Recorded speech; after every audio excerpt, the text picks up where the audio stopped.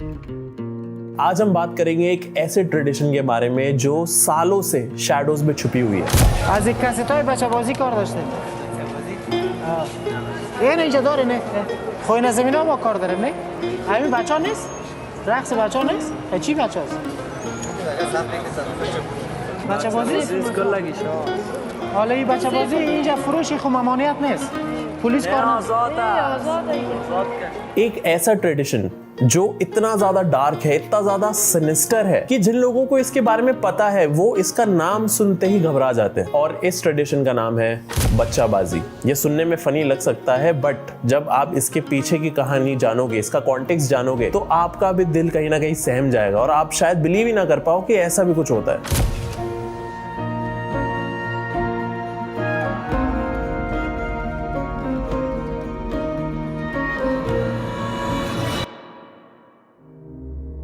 ये कोई खेल नहीं है, इट्स अ नाइटमेयर जो एक कल्चर के रूप में लोगों के बीच में घुल मिल गया है। अफगानिस्तान के उन एरियाज के अंदर जो वॉर और गरीबी के बीच में दबा हुआ है, उन्हीं एरियाज में इस ट्रेडिशन को फॉलो करा जाता है। और इस प्रैक्टिस के बारे में जानकर आपको यही फील होगा कि हाउ इज दिस पॉसिबल, और ये प्रैक्टिस रुक क्यों नहीं रही है, क्या हम कुछ कर सकते हैं इस प्रैक्टिस को रोकने के लिए। बच्चाबाजी, इसका पर्शियन में मीनिंग होता है बॉय प्ले। ये कोई इनोसेंट डांस या फिर एंटरटेनमेंट नहीं है, ये एक ऐसा सच है जिसके अंदर छोटे छोटे लड़के जिनको पता ही नहीं है कि दुनिया चलती कैसी है, जो इतने इनोसेंट है कि उनको पता ही नहीं उनके साथ क्या हो रहा है, ऐसे छोटे छोटे लड़के फंसे हुए हैं in the culture of abuse, in the culture of prostitution. ये ट्रेडिशन अफगानिस्तान के पावरफुल लोगों के कल्चर में एकदम फिट हो रखा है कि इसको निकाला नहीं जा सकता।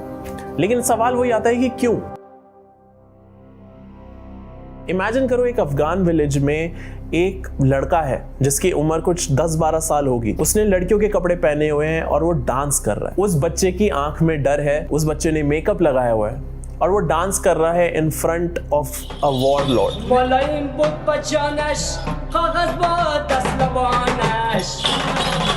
वॉरलॉर्ड से मेरा मतलब है वहीं के गैंग के लीडर्स, कमांडर्स जो इस ट्रेडिशन में इन्वॉल्व रहते हैं। वही वॉरलॉर्ड्स इन छोटे छोटे बच्चों को डांस करते हुए देखते हैं और साथ में चाय पी रहे होते हैं, और उनकी आंखों में एक अलग ही लुक होता है उन बच्चों की तरफ, क्योंकि उनके इंटेंशंस बहुत बहुत ईवल होते हैं। इस प्रैक्टिस के अंदर जो लड़के डांस कर रहे होते हैं वो यूजुअली 18 साल से नीचे के होते हैं, और जब ये बच्चे डांस कर रहे होते हैं तो जो लीडर होता है व्यूअर्स के अंदर से, जो सबसे पावरफुल आदमी होता है, वो इन बच्चों को पिक कर लेता है to use them for his sexual needs। ये पूरा ट्रेडिशन ऑलमोस्ट सब लोगों के सामने होता है, लेकिन तब भी ये एक मिस्ट्री है और ये मिस्ट्री चलती आ रही है। लेकिन सवाल ये है कि ये सब कुछ शुरू कहां से हुआ था। ये पूरा ट्रेडिशन, ये पूरी कहानी बहुत पहले से शुरू होती है, from the 13th century. 13th century से बच्चाबाजी का ट्रेडिशन शुरू हुआ था, और इस ट्रेडिशन के सबसे ज्यादा निशान मिले हैं पर्शियन कल्चर में एंड सेंट्रल एशियन कल्चर्स में।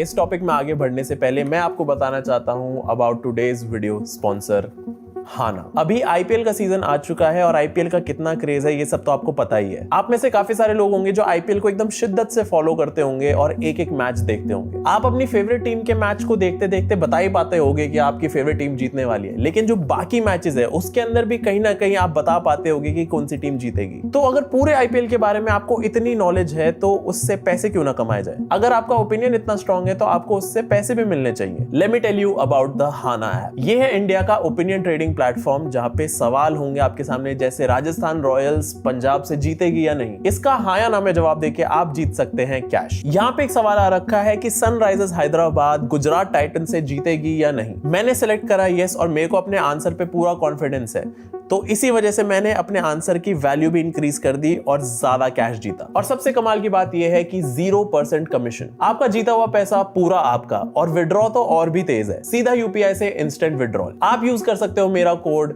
For 100 rupees bonus. तो जल्दी से मेरे डिस्क्रिप्शन और पिन कमेंट पे जाओ, डाउनलोड द हाना ऐप और अपने ओपिनियन से प्राइजेस जीतो। 13th सेंचुरी में इन्हीं छोटे छोटे लड़कों को एक स्टेटस सिंबल की तरह ट्रीट करा जाता था, लेकिन यही ट्रेडिशन वापस लौट के आया 1980s में, जब मुजाहिदीन सोवियत यूनियन के खिलाफ लड़ रहे थे। वॉरलॉर्ड्स ने अपनी पावर दिखाने के लिए, अपना स्टेटस दिखाने के लिए इन्हीं छोटे छोटे बच्चों को अपनी पोजीशन बनाना शुरू कर दिया था। इन्हीं छोटे लड़कों से डांस करवाया गया, इनको अब्यूज करा गया, बस एक ट्रेडिशन के नाम पे, और ये बहुत लंबे टाइम तक चलता रहा। तालिबान 1990s में पहली बार आया और उन्होंने आते ही इस प्रैक्टिस को बैन कर दिया था, लेकिन 2001 में जब यूएस इन्वेजन हुआ तो तालिबान को पूरी तरीके से हटा दिया गया और ये ट्रेडिशन वापस सरफेस पे आने लगा। ये एक ऐसी प्रैक्टिस थी जो खत्म ही नहीं हो रही थी, ये कहीं ना कहीं किसी ना किसी तरीके से लौट आती थी वापस। तो आज की डेट में एग्जैक्टली है क्या ये ट्रेडिशन? What is बच्चाबाजी? एक सिंपल डेफिनेशन ये है कि यंग लड़कों को सेल करा जाता है, उनके माँ बाप ही उन्हें सेल करते हैं या फिर उनको फोर्सफुली अपने साथ ले जाया जाता है। उन बच्चों को लड़कियों के कपड़े पहनाए जाते हैं, आउटफिट्स दिए जाते हैं जो यूजुअली लड़कियां पहनती हैं, और उन्हीं लड़कों को ये कपड़े पहना के उनका मेकअप करके पार्टीज में भेजा जाता है डांस करने के लिए। ये पार्टीज कोई छोटी गैदरिंग नहीं होती है, इन पार्टीज के अंदर वॉरलॉर्ड्स, पुलिस ऑफिसर्स, बड़े बड़े ऑफिशियल्स आपको एक साथ दिखाई देते हैं। इन्हीं पार्टीज में लड़कों के ऊपर पैसा लगाया जाता है, जो ज्यादा पैसा देता है वो इन लड़कों को अपने साथ घर ले जाता है, और इसके बाद जो होता है उसका तुम आइडिया लगा ही सकते हो। Torture, sharing and again selling them to other warlords, ये सारी चीजें होती हैं ट्रेडिशन के नाम पे, और इस साइकिल का शिकार होते हैं छोटे बच्चे जिनको पता भी नहीं है कि उनके साथ हो क्या रहा है। और इन्हीं लड़कों की फैमिलीज के पास और कोई चॉइस नहीं होती, इनको या तो अपने बेटों को बेचना पड़ता है, वरना इनके पास ये चॉइस होती है कि ये भूखे मर जाएं, और कई बार तो इनसे इनके बेटे छीन लिए जाते हैं फोर्सफुली। यही अफगानिस्तान की हार्श रियलिटी है। میترسم از اینا که نزنه یا که نکشه گفته اینجا میباره مونش میگه کش میکنه که میترسم که این شروع زندگیم به خراب است. خب از اینا میترسی؟ بله. حالا در این انواعی هم که هستی کسی میاد پشتت که بیا همراه ما باش؟ بله. چی میگن؟ بیا میگه پیش من باش میگم نمیگم به زندگی ما خراب است. یعنی هر کس میگه پیش میگه اینش میگه پیش میگه. خب اگر نری یا چی کنی باز اینا خطرناک است؟ نه خطرناک است نه خطرناک. अब आप सोच रहे होंगे कि ये सब कुछ इतना ओपनली कैसे हो रहा है, and the answer is power. जो वॉरलॉर्ड्स हैं, जो ऑफिशियल्स हैं, जिन पे बहुत ज़्यादा पावर है, वो सरेआम इन प्रैक्टिसेस को करते हैं क्योंकि कोई उनसे कुछ कह नहीं सकता। अफगानिस्तान में जिसके पास पावर है वो कुछ भी कर सकता है, उसके ऊपर ऑलमोस्ट कोई भी लॉ लागू नहीं होता है, और जो पावरफुल नहीं है उसको पॉवर्टी में जीना पड़ता है और कई बार अपने बेटों को ही बेचना पड़ जाता है। इवन जो वहाँ पे पुलिस है वो इन प्रैक्टिसेस को रोकने की जगह इनमें इन्वॉल्व होती है क्योंकि वो भी कुछ नहीं कर सकते। एक रिपोर्ट के मुताबिक Afghanistan independent human rights commission ने कहा था कि बच्चाबाजी के जो विक्टिम्स हैं उनको सीरियस साइकोलॉजिकल ट्रॉमा होता है के बाद उनमें बहुत मेजर लेवल पे डिस्ट्रस्ट और डिप्रेशन के साइंस दिखते हैं। उन्हीं बच्चों के अंदर एक होपलेसनेस डेवलप हो जाती है, और साथ ही साथ काफी सारे बच्चों के अंदर एक रिवेंज की फीलिंग डेवलप होनी शुरू हो जाती है जो आगे जाके क्राइम में कन्वर्ट हो जाती है। जो वो बच्चे हैं वो इतना ट्रॉमा फेस करते हैं, लेकिन ये सारा ट्रॉमा खत्म कब होता है? ये खत्म होती है जब यही लड़के 18 साल के हो जाते हैं। سنم 15 سال شاید 2 سال 3 سال دیگه من اینامت رقص و خواندن قدمفیل بشیم. شاید تقریبا 3 سال بعد دیگه من از مردم رفاقت را یکنم، بعد از شاید من کلان شوم دیگه باز مردم را خوشتار نکنه، خوش نکنه، क्योंकि तब इनकी बियर्ड आने लग जाती है, ये थोड़े बड़े हो जाते हैं, ये उतने फेमिनिन नहीं लगते, थोड़ा मैस्कुलिन लगने लग जाते हैं। At 18 is when they become undesirable to all the warlords। कमाल की बात ये है, मैं ऑफ स्क्रिप्ट जा रहा हूँ अभी, लेकिन ये जो पूरा ट्रेडिशन है, ये जब परफॉर्मेंसेस होती हैं, जब ये बच्चे डांस करते हैं, इनकी वीडियोस बनती हैं और इनकी वीडियोस सेल करी जाती है मार्केट में। از یک کسیتای بچه بازی کار داشتیم. این اینجا داره نه؟ خوین از زمین ها ما کار داریم نه؟ همین بچه ها نیست؟ رقص بچه ها نیست؟ چی بچه هست؟ بچه بازی؟ حالا این بچه بازی اینجا فروشی خو ممانعت نیست؟ پلیس کار نیست؟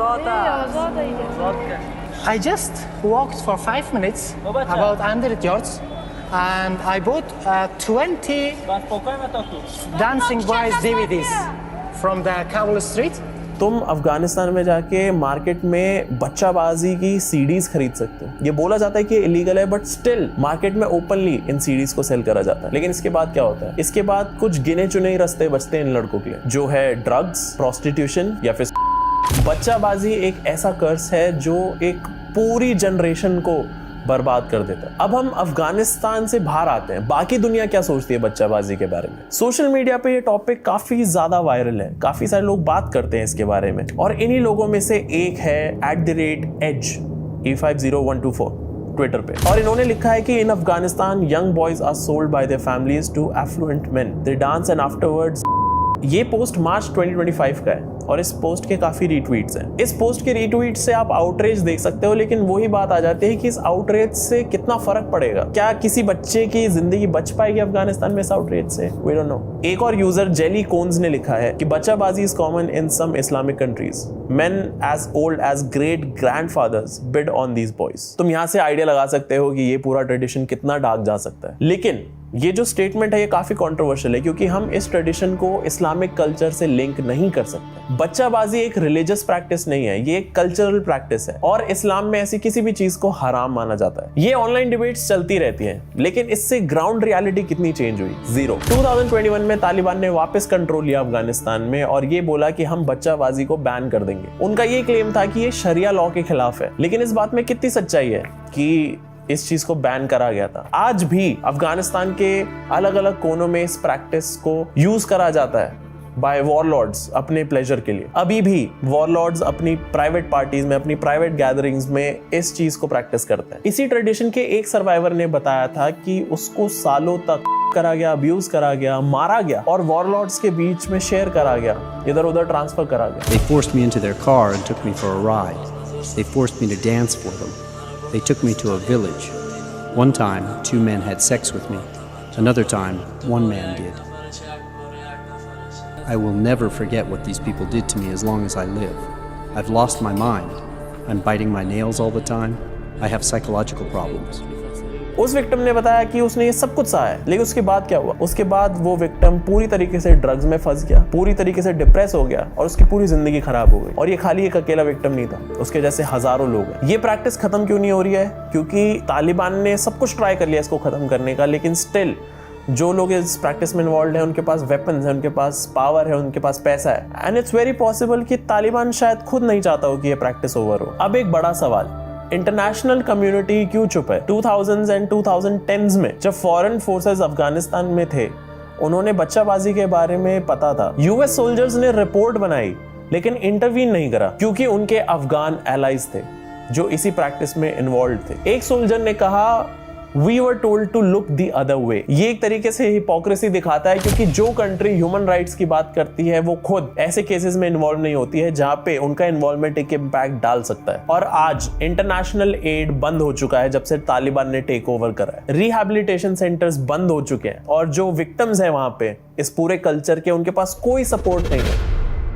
ये छोटे छोटे बच्चे जिनकी उम्र सपने देखने की है, वो एक एंडलेस नाइटमेयर में फंस चुके हैं। और हम क्या कर सकते हैं? हम बस अपनी स्क्रीन के सामने बैठ के इस पूरे ट्रेडिशन के बारे में, इस पूरे कल्चर के बारे में जान सकते हैं। मैं ज्यादा से ज्यादा इस पे वीडियो बना सकता हूँ, तुम ज्यादा इसे देख सकते हो, बट हम कुछ नहीं कर सकते इन बच्चों को बचाने के लिए। इस प्रॉब्लम का कोई सोल्यूशन है? नहीं, प्रेजेंट टाइम में तो नहीं है, क्योंकि जब तक अफगानिस्तान के लोकल पावर स्ट्रक्चर्स नहीं ब्रेक करते, कोई कुछ नहीं कर सकता और ये ट्रेडिशन, ये कल्चर, ये चलता रहेगा। ऐसे ही बच्चों की जिंदगियां खराब होती रहेंगी, बच्चे अब्यूज होते रहेंगे और कोई कुछ नहीं कर सकता। और ये सारी बातें तो हम उन कुछ हजारों केसेस की वजह से कह रहे हैं जो रिपोर्ट हुए हैं। आपको पता भी नहीं है कि कितने लाखों केसेस तो रिपोर्ट ही नहीं होते। लोगों को अभी भी ग्राउंड रियलिटी नहीं पता है, हमें बस सरफेस लेवल पे इस केस के बारे में पता है, इस पूरे कल्चर के बारे में पता है। बेसिकली बच्चाबाजी एक ऐसा ट्रेडिशन है जो ये दिखाता है कि कुछ लोग कितने हेल्पलेस हो सकते हैं। अब वो जो बच्चे हैं जो ये सब कुछ सफर करते हैं और सालों सालों तक करते हैं, जो इस पूरे ट्रेडिशन में, बच्चाबाजी के ट्रेडिशन में घुसते हैं व्हेन दे आर 7, 8 और इवन यंगर, और इससे कभी बाहर नहीं निकलते। 18 साल के बाद भी they get into drugs, prostitution. एक बार जो बच्चा इस ट्रेडिशन में फंस गया, उसकी जिंदगी खत्म हो जाती है। ये ट्रेडिशन हमें ये दिखाता है कि दुनिया के अंदर कितनी कितनी डार्क प्रैक्टिसेस हैं जिसके बारे में शायद लोगों को पता भी नहीं है, और अगर पता भी है तो उसके बारे में कुछ करा नहीं जा सकता। मैंने जब इस टॉपिक के बारे में जाना तो मुझे लगा कि आप लोगों को इसके बारे में पता होना चाहिए, क्योंकि ये एक ऐसा टॉपिक है जो ज़्यादा डिस्कस नहीं होता है, लेकिन मैं बिलीव करता हूँ कि दुनिया को इसके बारे में पता होना चाहिए। सो गाइज, इस वीडियो के लिए इतना ही। आई होप तुम्हें समझ आया होगा इस पूरे ट्रेडिशन के बारे में, तुम समझ गए होगे कि मैंने क्यों बात करी है इसके बारे में, और शायद तुम इंटेंसिटी जान पाए होगे इस पूरे कल्चर के बारे में, इस ट्रेडिशन के बारे में। Thank you so much for watching, and मैं मिलता हूं तुम लोगों से अगली वीडियो में।